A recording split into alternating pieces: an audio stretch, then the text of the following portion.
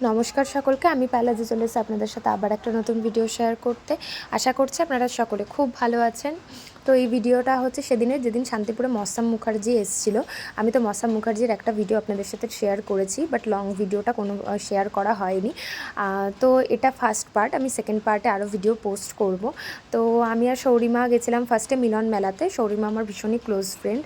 আমি আর সৌরিমা অনেকদিন ধরেই প্ল্যান করছি কোথাও একটু যাবো, কোথাও একটু বেরোবো, বাট বেরোনোই হচ্ছে না। তো আমি ভাবলাম যে ওকে বলি, ও বলছিল যে ঠিক আছে তাহলে যাই। মেলাতে গেলাম, তো মেলাতে গিয়ে দুটো জায়গা ছিল, একটাই ফিশ অ্যাকোরিয়াম রাখা ছিল আর একটাই এরকম পাখি রাখা ছিল।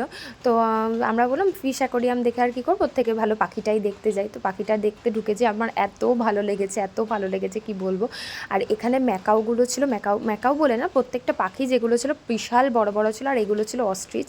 তো মাঝে একটা জিনিস হয়েছিল, ওই দিন আমি ছিলাম না, বাট এই রিসেন্ট কিছুদিনের আগে মেলাটা উঠে যাওয়ার সময় হয়তো হবে, অস্ট্রিচগুলো না পালিয়েছিল, মানে যে জায়গাটায় ওদেরকে রাখা ছিল ওইখান থেকে বেরিয়ে গেছিলো। এরপরে ওদেরকে ধরা যাচ্ছিল না, সেই ভিডিওটা আমি দেখেছি।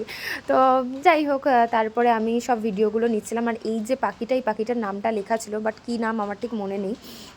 আর অনেক এখানে পায়রা ছিল, আমার তো পায়রা ভীষণই ভালো লাগে।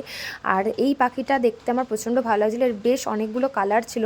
তবে এই কালারটা আর একটা এই কালারটা দুটো কালার ভীষণ সুন্দর, মানে এত সুন্দর, ফোনে তো অতটা বোঝা যাচ্ছে না, আমি যেহেতু জুম করে নিয়েছি, বাট ভীষণ সুন্দর দেখতে ছিল। আর এখানে এই যে ছোট্ট ছোট্ট পাখিগুলো এত সুন্দর কিচিরমিচির করে ডাকছিল।